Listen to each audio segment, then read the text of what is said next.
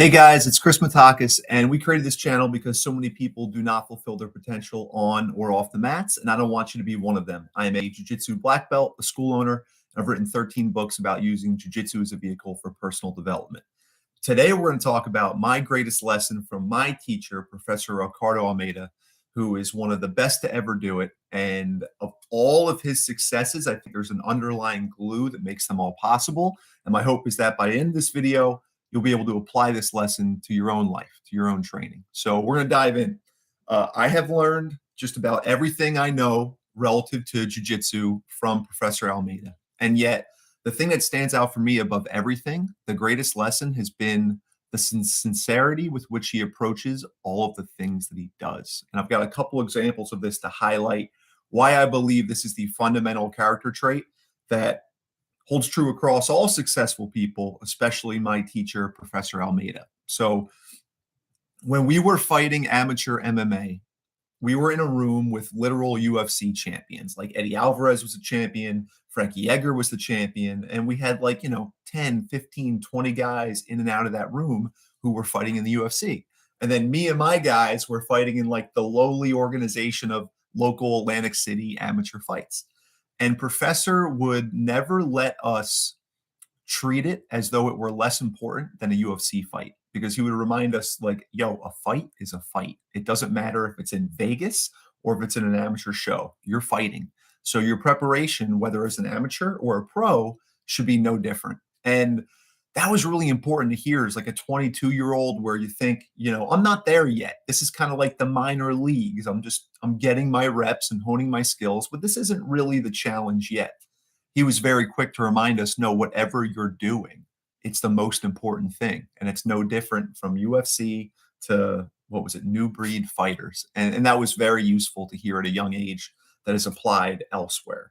Now, what about his preparation? This was one of the coolest experiences for me because you get to be around exceptional people like Professor Almeida. And there are so many lessons over the years, but I find the biggest lessons are the ones that aren't explicit. So watching Professor Almeida get ready for his own competitions really changed the way I view just about everything. Because I watched him get ready for his UFC return. I watched him get ready for No-Gi World Championships, No-Gi Pan Ams, and I watched him get ready for local super fights.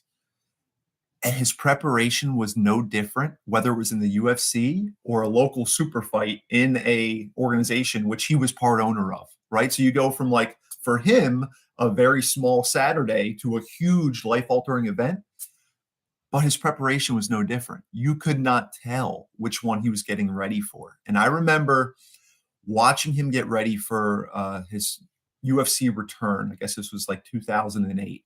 And I remember watching him hit mitts with Mark Henry.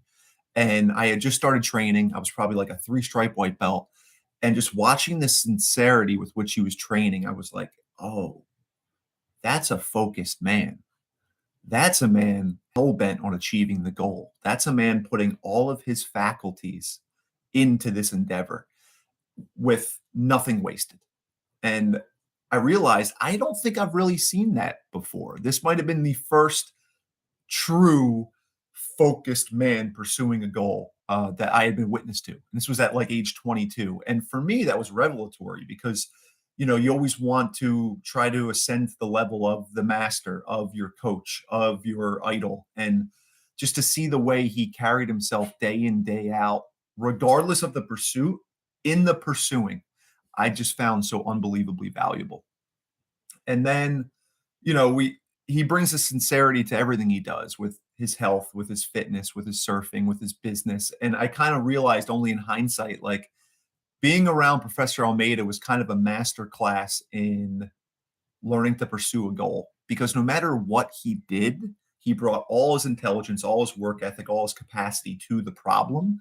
And it didn't matter what arena of life the problem was in. He was always going to bring the best version of himself to solve that problem. And that, again, was just unbelievably useful. And I think to kind of put a period at the end of the sentence, I've learned just about everything from Professor, right? I've learned all of my jiu-jitsu under his umbrella. I learned how to teach under his umbrella. I learned indirectly entrepreneurship and business under his umbrella. He was incredibly supportive of the first book I wrote, like X, Y, and Z. I learned everything from Professor Almeida.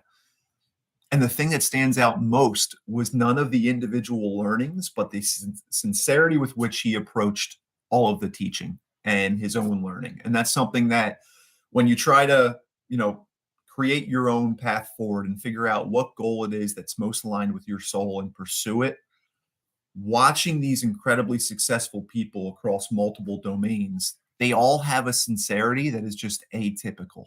And I think that's really the greatest lesson I've learned from professors. Whatever it is that you're doing, it's always the event. Even if it's a local super fight, you treat it like it's a UFC main event.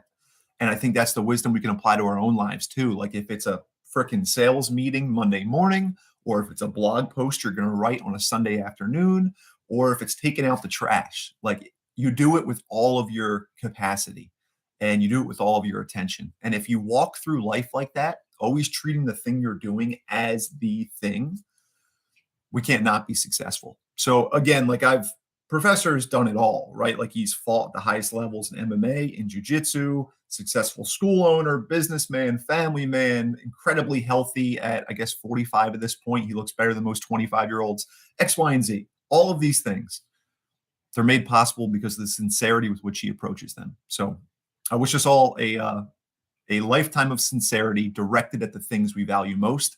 And again, this is in 15, 16 years with Professor. My math isn't good. Yeah. 15 years. This is the greatest lesson, how sincere he is. And I hope to be that sincere with you with these videos to try to share the lessons I've learned. So if you liked it, please subscribe, please comment, let me know where you're at, and I'll talk to you guys very soon. Be well.